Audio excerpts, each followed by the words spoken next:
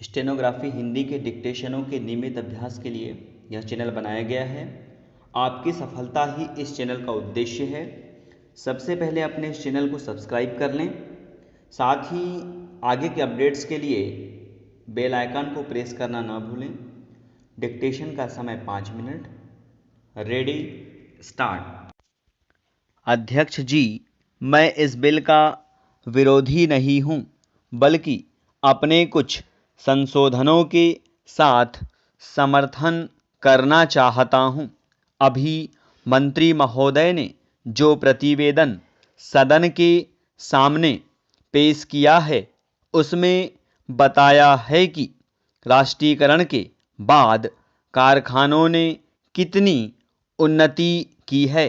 मैं कहना चाहता हूं कि राष्ट्रीयकरण से पहले जिस ट्रैक्टर की कीमत 15,000 थी, राष्ट्रीयकरण के बाद उसकी कीमत दुगुनी हो गई है।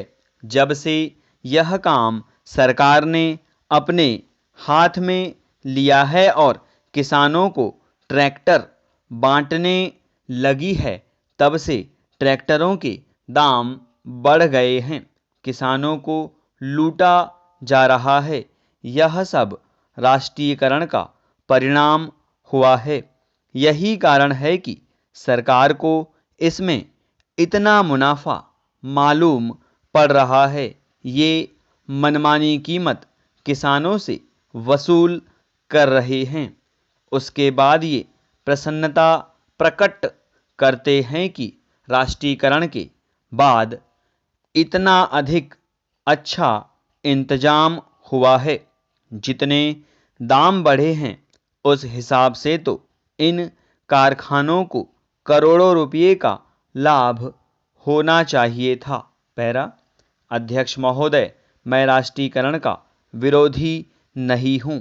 मंत्री बनने से पहले वे हम लोगों के बीच भाषण देना शुरू करते थे, तो यदि 1 घंटा भाषण देते थे तो आधा घंटा तालियां बजती रहती थी, लेकिन मंत्री बनने के बाद हमने इनका उसी प्रकार का भाषण नहीं सुना।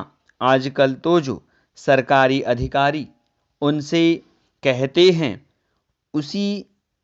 उसे वे आसानी से समझ लेते हैं और अपनी बातें भूल जाते हैं। इसलिए इस बिल में मैंने जो संशोधन किया है, उसके द्वारा मैं चाहता हूं कि यह जो इतनी बड़ी लूट राष्ट्रीयकरण के बाद किसानों की हो रही है, वह समाप्त हो। यह बिल 50 पृष्ठों का है, लेकिन किसानों को छोटे ट्रैक्टर मिलेंगे या बड़े, या किस प्रकार के, इसका कोई जिक्र नहीं है। सारे देश में कानून के द्वारा किसानों के पास छोटी छोटी जमीनें होती है, लेकिन ट्रैक्टर का कारखाना अभी तक बड़े ट्रैक्टर ही बना रहा है। ट्रैक्टरों के दाम भी बहुत बढ़ गए हैं। यदि किसानों को ट्रैक्टर खरीदने के लिए सरकारी कर्ज ना मिले तो कोई किसान इतना महंगा ट्रैक्टर नहीं खरीद सकता। अभी तो ट्रैक्टर खरीदने के 1-2 साल बाद ही किसानों की जमीन बिक जाती है, क्योंकि उन्हें सरकारी कर्ज वापस करना होता है। पैरा, यद्यपि मैं इस बिल का समर्थन करता हूं, लेकिन मंत्री महोदय से यह कहना चाहता हूं कि इस पर जनता की राय ली जाए। इसके साथ ही ऐसा बिल भी लाया जाए जिसमें यह विवरण हो कि ट्रैक्टर महंगा होगा या सस्ता होगा, कितने हॉर्स पावर का उसमें इंजन होगा। इस बिल में यह भी प्रावधान होना चाहिए कि राष्ट्रीयकरण के बाद जो भ्रष्टाचार या लापरवाही बढ़ गई है, उसको कैसे मिटाया जाएगा, तभी हम समझेंगे कि वास्तव में इस देश में एक कृषि क्रांति आने वाली है।